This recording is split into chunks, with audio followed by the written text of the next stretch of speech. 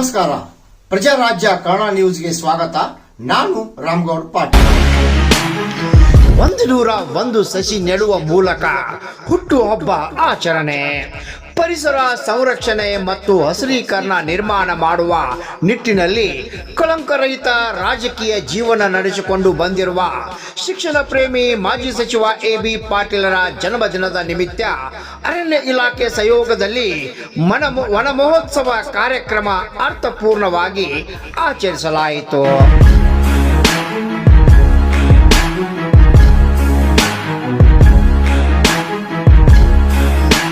ಹುಕ್ಕೇರಿ ತಾಲೂಕಿನ ಎಸ್ಟಿವಿಎಸ್ ಅಂಗಸಂಸ್ಥೆಗಳಲ್ಲಿ ಹುಕ್ಕೇರಿ ತಾಲೂಕಿನಾದ್ಯಂತ ಈ ಬಾರಿ ಮಾಜಿ ಸಚಿವ ಎ.ಬಿ. ಪಾಟೀಲ್ ಅವರ ಹುಟ್ಟುಹಬ್ಬವನ್ನು ಪರಿಸರ ಜಾಗೃತಿ ಮೂಡಿಸುವ ಪ್ರೇರಣೆಯಿಂದ ಯಾದಗೂಡದ ಶ್ರೀ ಲಕಮಗೌಡ ಸರದೇಸಾಯಿ ಪದವಿ ಪೂರ್ವ ಮಹಾವಿದ್ಯಾಲಯದಲ್ಲಿ ಎಸ್ಟಿವಿಎಸ್ ಸಂಘದ ಎಲ್ಲ ಆಡಳಿತ ಮಂಡಳಿ ಹಾಗೂ ಯಾದಗೂಡು ಗ್ರಾಮದ ಹಿರಿಯರು ವಿದ್ಯಾರ್ಥಿಗಳು ಸಸಿ ನೀಡುವ ಮೂಲಕ ಶುದ್ಧವಾದ ಆಮ್ಲಜನಕ ಮರಗಳು ಪಕ್ಷಿಗಳ ಆಶಯ ತಾಣವನ್ನಾಗಿ ನಿರ್ಮಾಣ ಮಾಡಲು ಜಲಮಟ್ಟವನ್ನು ಹೆಚ್ಚಿಸಲು ಪರಿಸರ ಜಾಗೃತಿಯಾಗಿ ಒಂದು ಮರ ಹಲವು ಜೀವಿಗಳ ವಾಸಸ್ಥಾನ ಹಸಿರು ಬೆಳೆಸಿ ನಾಡನ್ನು ಉಳಿಸಿ ಎಂಬ ವೇದ ವಾಕ್ಯದೊಂದಿಗೆ 101 ಸಸಿ ನೆಡುವ ಮೂಲಕ ಸರಳ ಸಜ್ಜನಿಕೆಯ ವ್ಯಕ್ತಿತ್ವಕ್ಕೆ ಹೆಸರುವಾಸಿಯಾದ ಎ.ಬಿ. ಪಾಟೀಲರ ಜನ್ಮದಿನವನ್ನು ಮಕ್ಕಳೊಂದಿಗೆ ಸಂಭ್ರಮದಿಂದ ಹಮ್ಮಿಕೊಳ್ಳಲಾಗಿತ್ತು.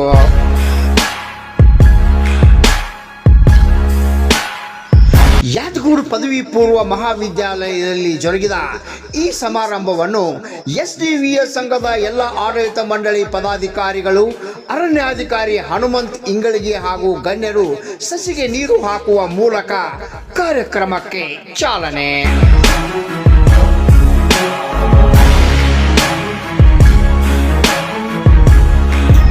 ಇದೇ ವೇಳೆ ಹುಕ್ಕೇರಿ ಅರಣ್ಯಾಧಿಕಾರಿ ಹನುಮಂತ್ ಇಂಗಳಿಗೆ ಅವರನ್ನು ಎಸ್ಟಿವಿಎಸ್ ಸಂಘದ ಎಲ್ಲ ಆಡಳಿತ ಮಂಡಳಿಯಿಂದ ಸತ್ಕರಿಸಿ ಸನ್ಮಾನಿಸಿ ಗೌರವಿಸಲಾಯಿತು.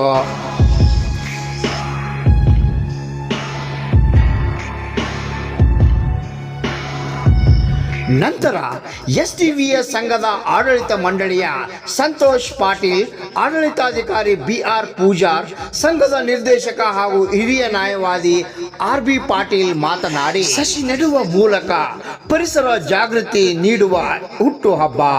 ಮಕ್ಕಳು ಒಂದೊಂದು ಗಿಡಕ್ಕೆ ಸುಂದರವಾದ ಹೆಸರನ್ನಿಟ್ಟು ಬೆಳೆದಿರುವ ಮರಗಳನ್ನು, ನೆಟ್ಟಿರುವ ಸಸಿಗಳನ್ನು ಸಂರಕ್ಷಣೆ ಮಾಡುವುದರೊಂದಿಗೆ ದತ್ತು ಪಡೆದು ಅವುಗಳ ಪೋಷಣೆಯ ಜವಾಬ್ದಾರಿಯನ್ನು ತೆಗೆದುಕೊಂಡರು.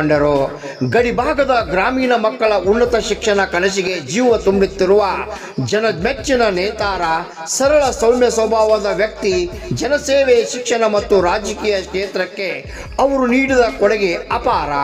ಶಿಕ್ಷಣ ಪ್ರೇಮಿ ಎ.ಬಿ. ಪಾಟೀಲ್ ಜನಪರ ಕಾರ್ಯ ಜೊತೆ ಲಿಂಗಾಯತ ಸಮುದಾಯದ ಹಿರಿಯ ನಾಯಕರಾದ ಅವರು ಎಲ್ಲ ಸಮುದಾಯಗಳ ವಿಶ್ವಾಸ ಗಳಿಸಿದ್ದಾರೆ. ತಂದೆ ದಿವಂಗತ ಬಸಗೌಡ ಪಾಟೀಲ್ ಅವರು ನೀಡಿದ ಸಂಸ್ಕಾರದಿಂದ ಗಡಿ ಭಾಗದ ಜನರ ಪಾಲಿಗೆ ಬೆಳಕಾಗಿದ್ದಾರೆ. ಸಮಾಜದ ಅಭಿವೃದ್ಧಿಯಕ್ಕಾಗಿ ಅವರು ಹಾಕಿಕೊಟ್ಟ ಆದರ್ಶ ಪಾಲಿಸುತ್ತಾ ಶಿಕ್ಷಣ ಸಂಸ್ಥೆಯನ್ನು ಸುಭದ್ರವಾಗಿ ನಡೆಸುವ ಜೊತೆಗೆ ಈ ಭಾಗದ ರಾಜಕೀಯ, ಸಾಮಾಜಿಕ, ಶಿಕ್ಷಣ ಕ್ಷೇತ್ರಗಳ ಅಭಿವೃದ್ಧಿಗಾಗಿ ಶ್ರಮಿಸುತ್ತಿದ್ದಾರೆ ಎಂದು ಇದೇ ವೇಳೆ ಹೇಳಿದರು. ಮಾಜಿ ಸಚಿವ ಎ.ಬಿ. ಪಾಟೀಲ್ ಅವರ ಅಭಿಮಾನಿ ಬಳಗ ಈ ಕಾರ್ಯಕ್ರಮ ಆಯೋಜಿಸಿದ್ದು ಪ್ರಶಂಸನೀಯ ಎಂದು ಇದೇ ಸಂದರ್ಭದಲ್ಲಿ ಶಾಲಾ ಮಕ್ಕಳಿಗೆ ಸಿಹಿ ಉಣಬಡಿಸಿದರು, ಅತಿಥಿಗಳನ್ನು ಸತ್ಕರಿಸಿದರು. ಸಂಸ್ಥೆಯ ಕಾರ್ಯದರ್ಶಿ ಜಿ.ಸಿ. ಕೊಟಗಿ, ಆಡಳಿತಾಧಿಕಾರಿ ಬಿ.ಎ. ಪೂಜಾರಿ, ವಿದ್ಯುತ್ ಸಹಕಾರಿ ಸಂಘದ ನಿರ್ದೇಶಕ ಸುಭಾಷ್ ಕಾಸರ್ಕರ್, ಮುಖಂಡರಾದ ವಿಶ್ವನಾಥ್ ಕೋಡ್ಕರ್, ಎಸ್.ಎಂ. ಪಾಟೀಲ್, ಡಾಕ್ಟರ್ ಗಣೇಶ್ ಪಾಟೀಲ್, ರಾಜು ಪಾಟೀಲ್, ಸೂರ್ಯಕಾಂತ್ ಚಿಕ್ಕೋಡಿ, ರೇಖಾ ಚಿಕ್ಕೋಡಿ, ನಿರ್ದೇಶಕರಾದ ರಾಮಗೌಡ ಪಾಟೀಲ್, ಕಲಗೌಡ ಪಾಟೀಲ್, ರಂಜನ್ ಮಾಡಿಗ್, ರಾಜು ಗಿಡ್ಡಾಳಿ, ಕೆಂಪಣ್ಣ ಪಾಟೀಲ್, ಡಾಕ್ಟರ್ ಅಭಿನಯ್ ಪಾಟೀಲ್ ಮತ್ತು ಸ್ಥಾನಿಕ ನಿರ್ವಹಣಾ ಸಮಿತಿ ಸದಸ್ಯರು, ಅರಣ್ಯ ಇಲಾಖೆ ಸಂಜೀವ್ ಕೋರಿ ಮತ್ತು ಕಾಲೇಜಿನ ಸಿಬ್ಬಂದಿಗರು ಪಾಲ್ಗೊಂಡಿದ್ದರು.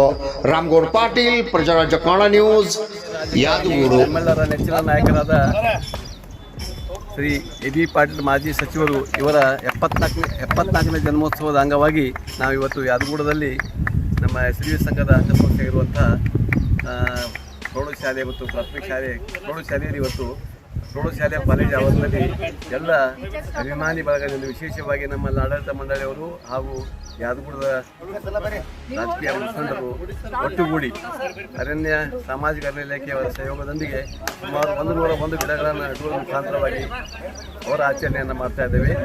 ನಮ್ಮೆಲ್ಲರ ಪರವಾಗಿ ಸಾಹೇಬರಿಗೆ ಹುಟ್ಟುಹಬ್ಬದ ಹಾರ್ದಿಕ ಶುಭಾಶಯಗಳು.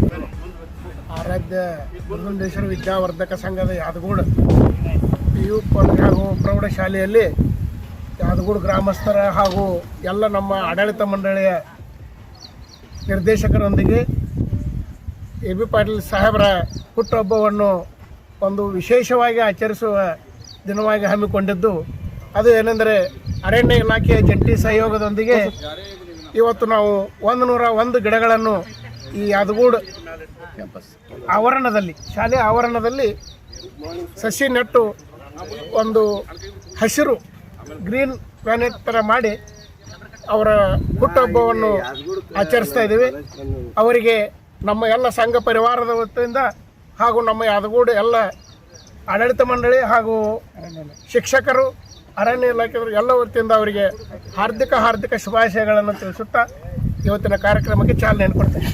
ಹಾಗೂ ಪ್ರಾಧ್ಯಾಪಕ ವರ್ಗದವರೇ, ಇಂದು ವಿಶೇಷವಾಗಿ ಸಾಹೇಬರು ಅಂತಾನೆ ಕರೆಸ್ಕೊಳ್ಳೋದು.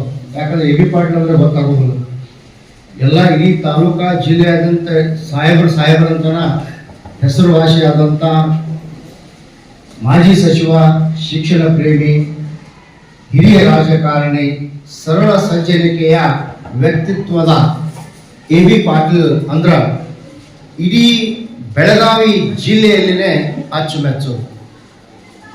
ಅವರ ಸರಳತೆಯನ್ನು ನೋಡ್ಕೊಂಡ್ರೆ ಹುಟ್ಟ ಅದೊಂದು ಅವ್ರ ವಂಶ ಪಾರಂಪರ್ಯದಿಂದ ಬಂದದ ಸರಳತೆ ಅನ್ನೋದು.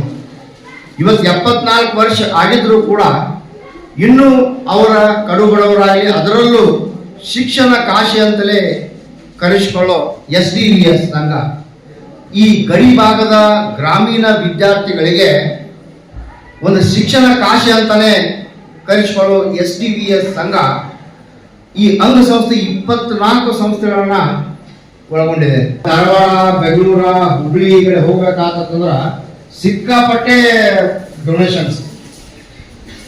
ಒಮ್ಮೆ LKG ದಿಂದ ಈ ಒಂದು SDVS ಸಂಘದೊಳಗೆ ಒಳಗೆ ಹೋಗಿರತ್ತಂದ್ರ ಅಪ್ PG ಮುಗಿಸ್ಕೊಂಡ ಹೊರಗೆ ಬರ್ತೇನೆ. ಹಂಗ ಇಲ್ಲಿ ಈ ಶಿಕ್ಷಣ ವ್ಯವಸ್ಥೆಯನ್ನ ಇಲ್ಲಿ ಅದರಲ್ಲೂ ಈ ಗ್ರಾಮೀಣ ಭಾಗದ ವಿದ್ಯಾರ್ಥಿಗಳಿಗೆ ಏನಂತಲ್ಲ ಶಿಕ್ಷಣ ವಂಚಿತರಾಗಬಾರ್ದು. ಅದರಲ್ಲೇ ರೈತಾಪಿ ರೈತಾಪಿ ಮಕ್ಕಳಿಗೆ ಏನಂತ ಬಹಳಷ್ಟು ಪ್ರೀತಿ ಸಾಹೇಬರಿಗೆ. ಯಾಕಂದ್ರ ಅವ್ರ ಮಕ್ಕಳು ಶಿಕ್ಷಣದಿಂದ ವಂಚಿತ ಆಗಬಾರ್ದು. ಈ ಒಂದು ಸಾಹಿತ್ಯ ವನಮಹೋತ್ಸವ ಸಾಹೇಬ್ ವನಮಹೋತ್ಸವ ಗಿಡ ನೆಡೋದ್ರ ಮುಖಾಂತರ ಆಚರಿಸ್ಕೊಂಡಿದ್ರಲ್ಲ, ಇದಕ್ಕೆ ನಾನು ಬಹಳ ಹೆಮ್ಮೆ ಪಡ್ತೀನಿ. ಯಾಕಂದ್ರೆ ಎಷ್ಟೋ ಹುಟ್ಟು ಹಬ್ಬಗಳನ್ನ ಏನೋ ಒಂದು ಊಟ ಹಚ್ಚಿನಿ ಅಥವಾ ಒಂದು ಏನೋ ಗಿಫ್ಟ್ ಕೊಡ್ತೀನಿ, ಈ ತರ ಸೆಲೆಬ್ರೇಟ್ ಮಾಡ್ತಾರೆ. ಆದ್ರೆ ನೀವು ಗಿಡ ನೆಡುವುದ್ರ ಮುಖಾಂತರ ಈ ಶಿಕ್ಷಣ ಸಂಸ್ಥೆಯವರು ಎಲ್ಲ ವ್ಯವಸ್ಥಾ ಮಂಡಳಿಯವರು ಒಂದು ಹಮ್ಮಿಕೊಂಡ್ರೆ ಅನ್ನೋದಕ್ಕೆ ನಂಗೆ ಬಹಳ ಖುಷಿ ಆಗ್ತಾ ಇದೆ. ಇದರೊಂದಿಗೆ ಅರಣ್ಯ ಇಲಾಖೆ ಕೆಲಸನೂ ಆಯ್ತು, ಗಿಡ ನೆಡೋ ಕೆಲಸನೂ ಆಯ್ತು ಅನ್ನೋದು ನನಗೆ ಬಹಳ ಹೆಮ್ಮೆ ಇದೆ. ನಾವು ಈ ಕಾರ್ಯಕ್ರಮಕ್ಕೆ ನಿಮ್ಗೊಂದು ನಮ್ಮ ಅರಣ್ಯ ಇಲಾಖೆ ಅಥವಾ ಈ ಒಂದು ಸಂಸ್ಥೆ ಬಗ್ಗೆ ಮಾತಾಡ್ಬೇಕಂದ್ರೆ ಗಿಡಗಳನ್ನ ಎಲ್ಲರೂ ನೆಡ್ಬೇಕು. ಯಾಕ ನಿಮ್ಗೆ ಗೊತ್ತಿದೆ. ಹರ ಹರ ಹರ ಹರ ಹರಣೆ ನುಡಿಸಿ ಹಾಡ